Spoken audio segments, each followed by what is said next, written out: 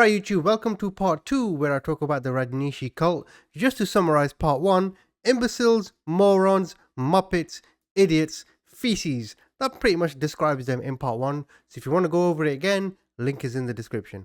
Now Bill Hulse, after he took this water from the Rajneeshees, when he woke up the next morning, he had an unbearable stomach pain. The commissioner ran to the bathroom, he started to vomit. His wife is worried about him. She takes him straight to the hospital.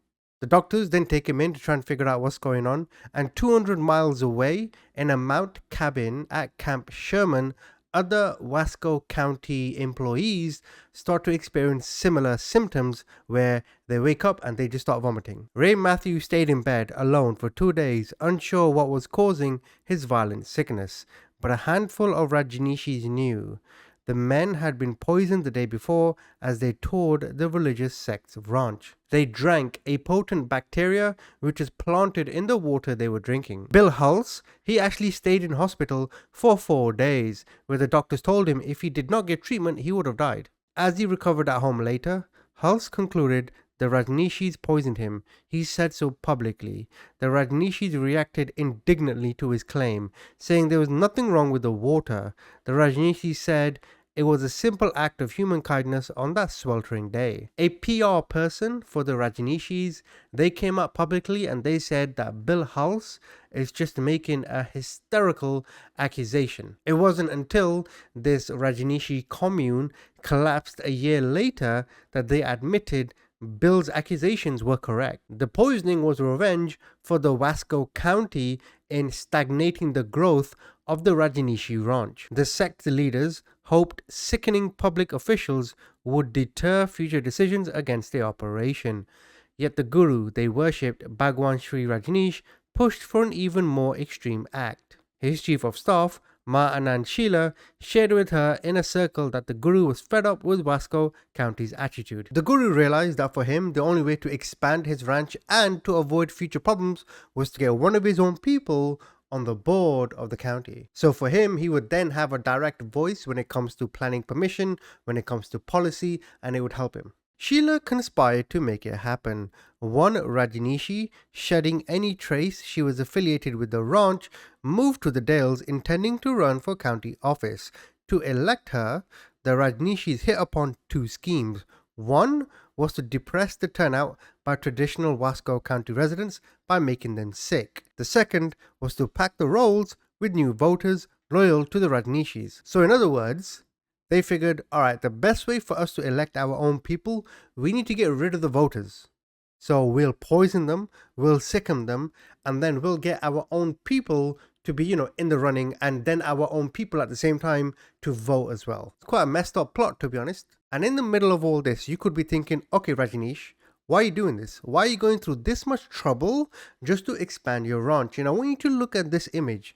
This image I displayed in part 1. But I want you to look at this image. What do you see? Right? What do you actually see? When you look at Rajneesh, there's an individual in front of him. I see worship. I see reverence from the individual. And from Rajneesh, I see arrogance. I see ego. I see him just taking in, soaking in the celebrity-like figure that he'd become. And I wanted to interject this in now before I get to the conclusion of the story as we go on, because I think for most of us that watch true crime or these kind of bizarre stories, what we find most interesting probably is why. Why are you doing it? Okay, you've done what you've done, but why? Right? That's really why you're so intrigued by true crime. You're trying to understand the psychology. You're trying to understand how the fuck can you do this. And I think in the case of Rajneesh, yes, there was the financial gains and, with contributions and donations and all that stuff. And yes, he could have people under him, right? A position of power. But I think the reason why he did it is because he just wanted to feel important. Or maybe at first he believed in his ideas, but then later he realized, well, these ideas do nothing for me. So fuck it. Let me make it even bigger. Let me go to a country in America. Let me go to a remote place in America.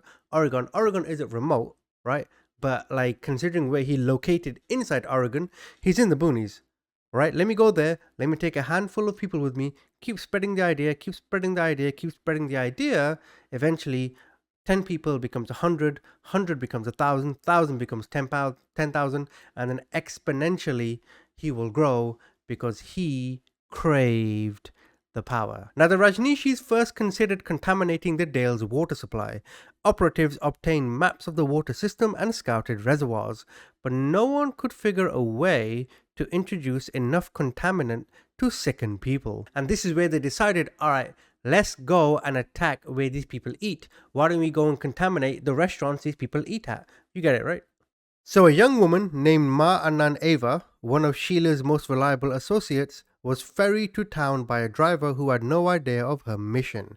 She ordered him to stop at one restaurant after another, having him wait while she went in for a few moments at each stop. Wearing a wig and dressed in street clothes, Ma Anand Puja, who oversaw the commune's medical operations, went on a separate mission, settling into a restaurant for lunch. Ma Anand Puja is the one I mentioned at the very beginning of part 1. Who was tasked with creating this bacteria, this contaminant. Her companion helped himself to the salad bar and then watched, horrified as Pooja poured a liquid onto salad greens. She returned to her seat, calmly finishing her own lunch. For residents and travelers exiting Interstate 84, going to any of 10 restaurants was routine. Terry Turner, a local furniture store owner, took his wife and 2-year-old to Sunday brunch at a restaurant on the banks of the Columbia River. They enjoyed a casual meal, opting for the salad bar. Across town, State Trooper Rick Carlton had the day off. He took his wife, 3-year-old son, and 4-month-old baby to a downtown restaurant. After a meal that included a trip through the salad bar, they drove home. But by the next morning, both men I just mentioned, they were violently ill. So were Turner's younger daughter and Carlton's son. Turner headed to a medical clinic only to discover a waiting room filled with people just as ill. The nurse asked Turner, "Where did you eat?" Turner said, "What?" because he's all confused and dazed. And the nurse asked again, "Where did you eat? We've had several people come in feeling the same way you have, so please tell us where you ate." Carlton tried going to work despite not feeling well, but soon clocked out for home, nauseated and weak. At home, he found his wife and son as sick as him. His mother-in-law drove up the Columbia River from Portland to tend the sick family. Such scenes played out up and down the gorge. Then it became apparent that hundreds were sick, and the hospital emergency rooms were flooded with people with similar symptoms, suffering nausea, diarrhea, and weakness. Some people in the hospital room, they whispered, "Rajneeshee," claiming that they had an idea the Rajneeshees were behind it, but at this point, they had no proof. A state health official famously concluded that restaurant workers in different restaurants had all ignored proper hygiene at the same time. Evidence of the Rajneeshees' true role wouldn't come out until the Commune collapsed. Now, Rancho Rajneesh faced an unfolding disaster of its own. Using Sheila's American Express card, Rajneeshees had chartered buses in cities coast to coast, filling them with homeless people, mostly men. They said hauling them to Rancho Rajneesh was a humanitarian initiative. Now, these homeless people, they were told, "Come with us. We'll give you food, we'll give you a home." And for the Rajneeshees, these homeless people were the ones that were going to go and vote, whilst the actual residents of this location were all in hospital because of this sickness. In truth, this was the second prong of the election scheme. As the homeless rolled onto the ranch, they were obliged to register to vote. They were expected to vote the party ticket, as it were, when it came time to pick the new county commissioners. But the Rajneeshees quickly realized that these homeless people had a lot of mental issues. A remote ranch founded on love and freedom was no place for an unruly mob. A lot of fights actually broke out. To regain control, Rajneeshees injected the tranquilizer Haldol into beer kegs used to serve the homeless. Eavesdroppers monitoring the ranch's bugged public payphones recorded one of the homeless men apparently planning to kidnap the guru. I'm going to just have a look at the story so far. First, you got poisoning food. Well, you got the charlatan from India who's made his own ranch full of people who think he's some kind of godlike figure. Now he's poisoning food, and now there's homeless people who are being horse tranquilized. I mean, at what point do you think, all right, enough is enough, you know? Sonny Assens identified him as Felton Walker and took him to the Rajneeshee Medical Clinic. supposedly to be tested for tuberculosis, but the clinic had been emptied of all other patients by the time they arrived. Walker changed into a hospital gown and lay on an examining room gurney. Someone taped Walker's arm to the gurney and then Pooja put him to sleep with an injection. Then a Rajneeshee doctor administered sodium pentothal, which is known to be truth serum. Sheila and at least 6 other Commune insiders gathered around Walker, slapping him awake to endure questioning about the plot. A tape of the call was played for him over and over. Walker kept dropping off to sleep, and his interrogators kept rousing him. The episode went on for hours. About 3 a.m., the interrogators gave up after learning little of use. They kept Walker sedated for 2 more days before booting him off the ranch. Soon, scores of homeless people followed Walker, and initially, they managed to get bus tickets to go back to the cities they came from. The Rajneeshee soon stopped that. Instead, they ferried the homeless to small towns around the commune and left them. Streets in towns such as Madras filled with penniless people far from home. The spectacle deeply worried state and local authorities.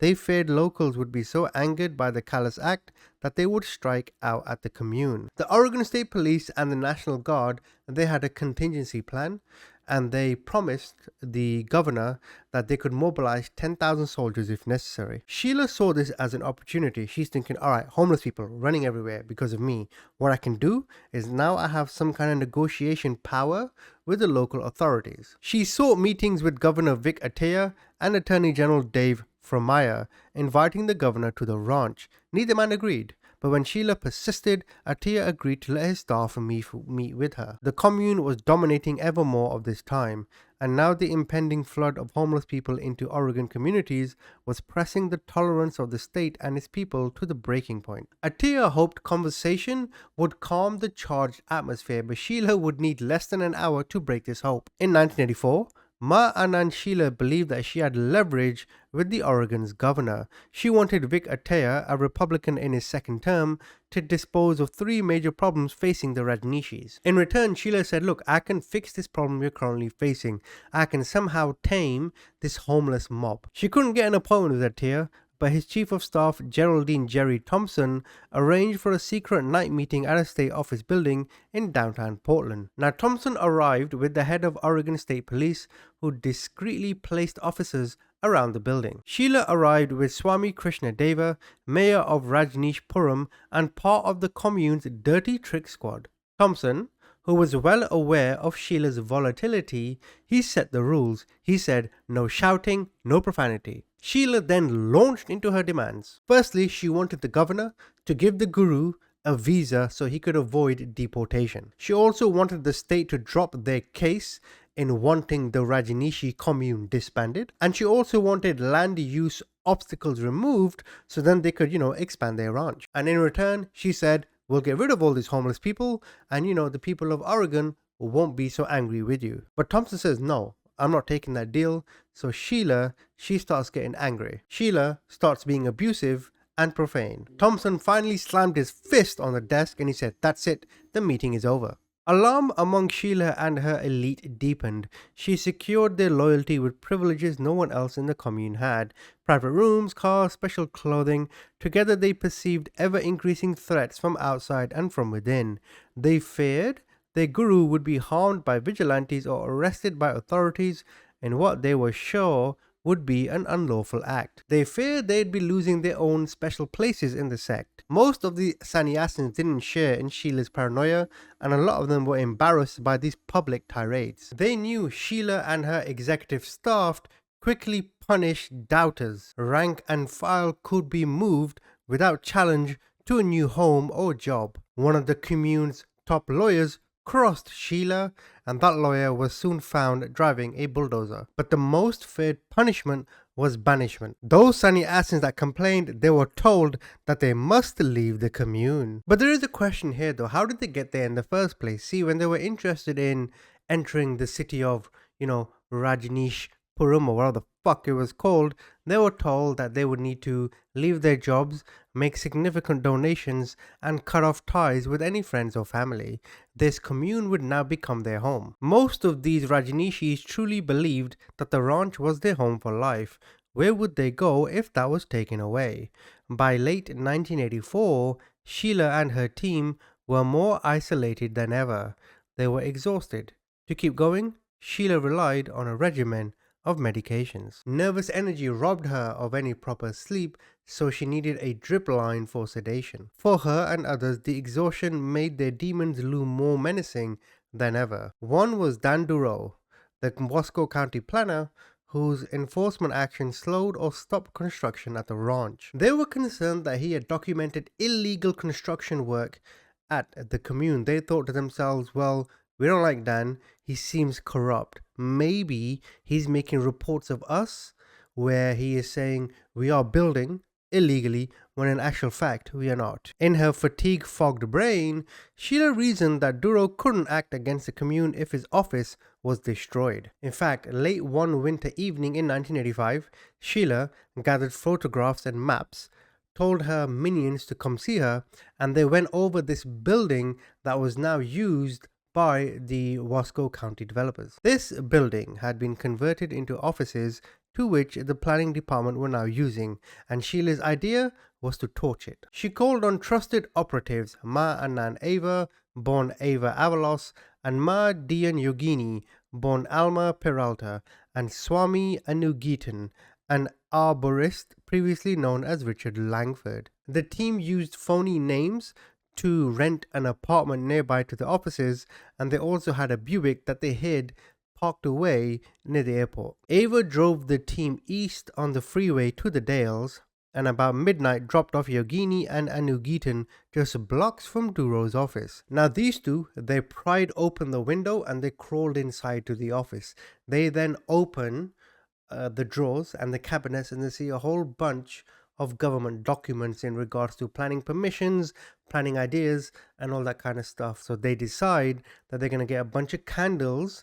These candles had like lighter fluid on it, light them on fire, and then leave. So they lit the candles and then they crawl out the window. But because they closed the window, this starved the candles of oxygen and only 2 of them lit. And on their drive back to the safe house, these 2 arsonists tossed their clothes as they had been tainted by lighter fluid. In Portland, they called a ranch leader in a pre-arranged signal that meant mission accomplished. Back in the Dales, a passing motorist saw the building and he called the police and the firefighters straight away. There wasn't much damage done to the offices. The main computer was damaged quite a bit, but the hard drive was still intact. In fact, Duro and his fellow employees were back in work within 2 weeks. The Rajneeshees were no more successful later that May in trying to derail a state hearing that was exposing improper construction at the ranch. The state claimed the commune illegally wired 600 tents in preparation for a world festival. The hearing was in a conference room in the State Library of Salem. A Rajneeshee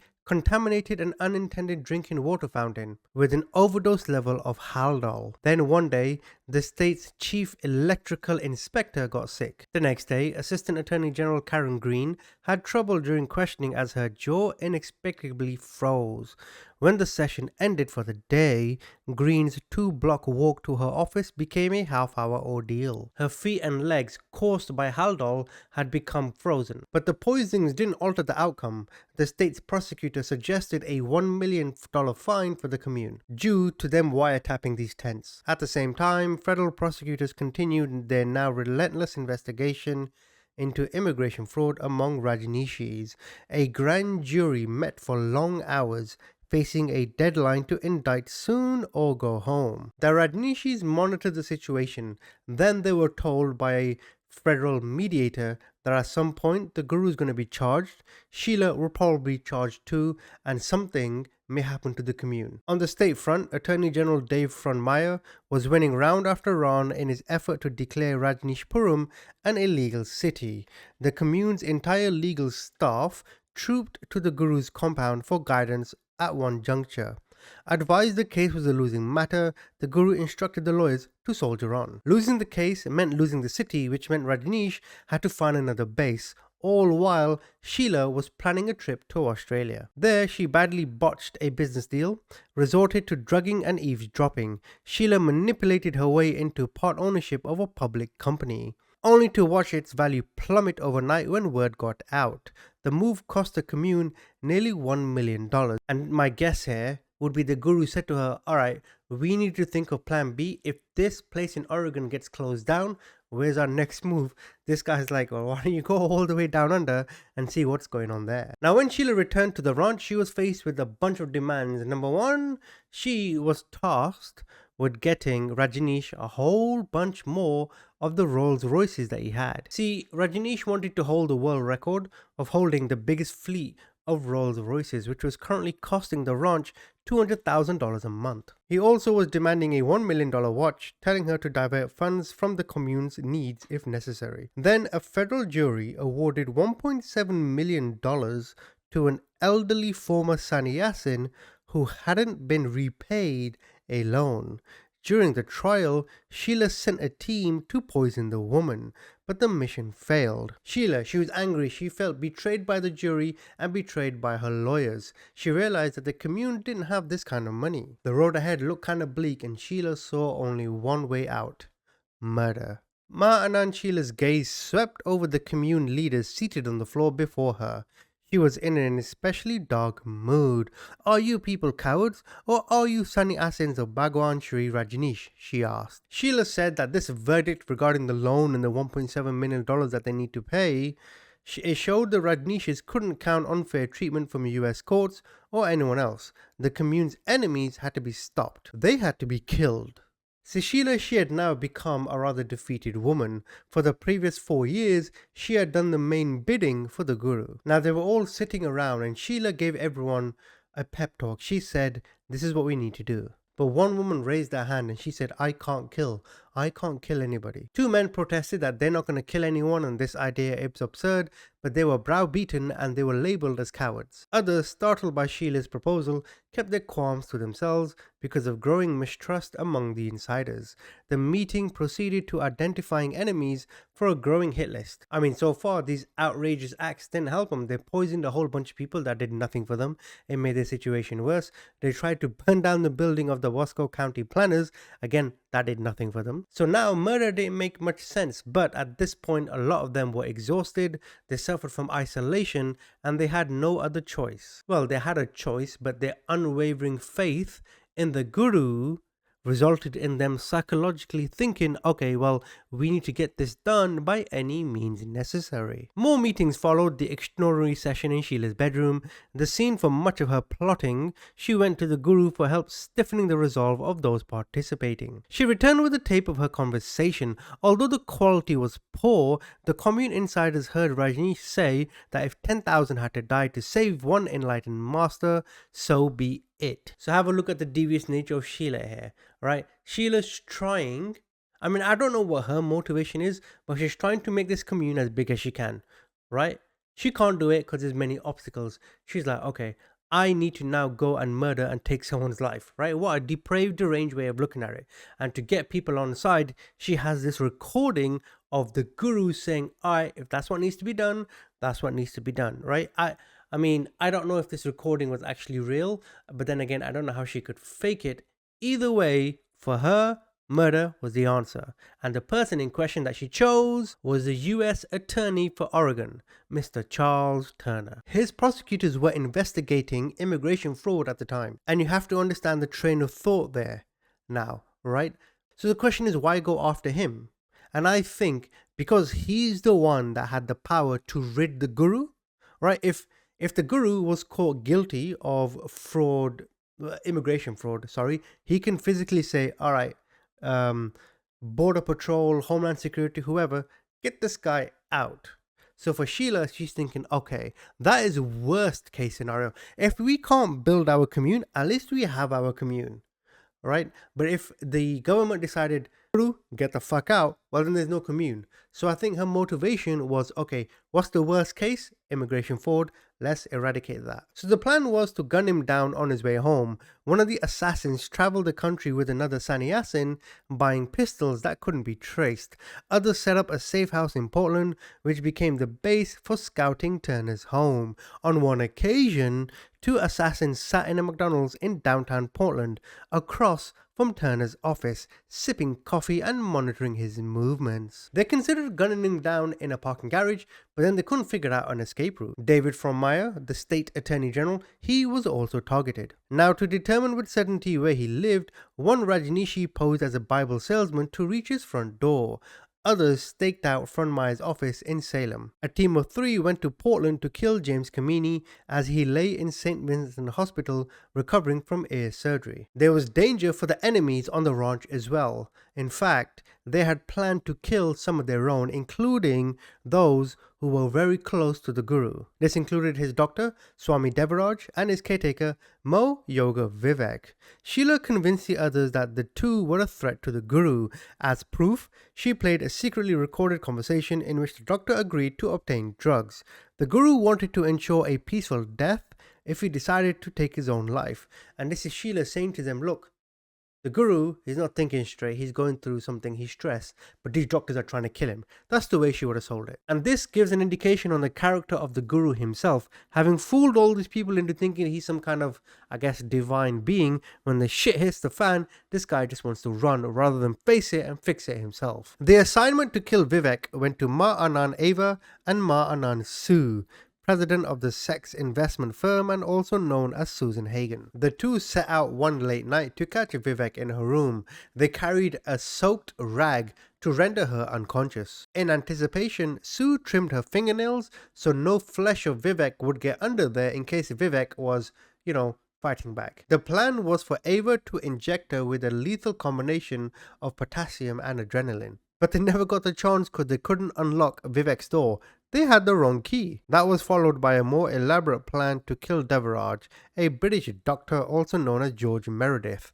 The attempt came the morning of July 6, 1985, when the Commune was thick with sannyasins visiting for the annual World Festival. The venue for the attempt was the massive lecture hall at the ranch, pulsing with sannyasins dancing to pounding music. Devaraj, sitting cross-legged on the floor, considered joining in the dance. Then a woman named Ma Shanti Badra, also known as Jane Elsia, leaned over his shoulder and whispered in his ear. He felt a hot sting in his buttock. She had jabbed him with a miniature syringe concealed by a handkerchief. He whirled on her. "Oh, so this is what it's come to, has it?" he asked as he got to his feet. Shanti Badra walked with the doctor. "What's wrong? What's wrong?" she asked in faint surprise. Devaraj made it out to the lecture hall and was flown to a Bend hospital. He nearly died from the injection of adrenaline. The attack, it was a shock. Up to now, these seemed like pranks or justified acts of self-defense. By now, the Rajneeshees had nearly killed one of their own, so the Guru ordered Shanti Badra to be drugged and questioned, an order Sheila ignored. Now, Ma Yoga thought other murder plans had been scrubbed when she heard 2 others discussing the Turner plan.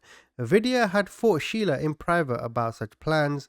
Sheila brushed aside her concerns but kept Vidya loyal by threatening to kill her husband. But now discovering that the murder was still part of the operation, Vidya snapped. She made her way to Sheila's room, interrupting a meeting. She said, "It's got to stop. I can't stand this killing. It's got to stop. I can't stand it. Stop it." She then collapsed to the floor, convulsing and crying. Sheila summoned Shanti Badra from another room and told her to console Vidya. Shanti Badra was the one who had tried to kill Devaraj, and she was assigned to shoot Turner. She snapped when she encountered Vidya. "I will not be killing anyone," Shanti said. "Nobody will be killing anyone." The turning point had come. For the Commune and for Oregon, the murder plots ended, as did other dirty tricks. Soon after Labor Day 1985, Sheila quit her post at the ranch. She fled to Europe with selected taped conversations involving the Guru, sect promissory notes, and miniature hypodermic needles such as the one used to attack Devaraj. A lot of her allies went with her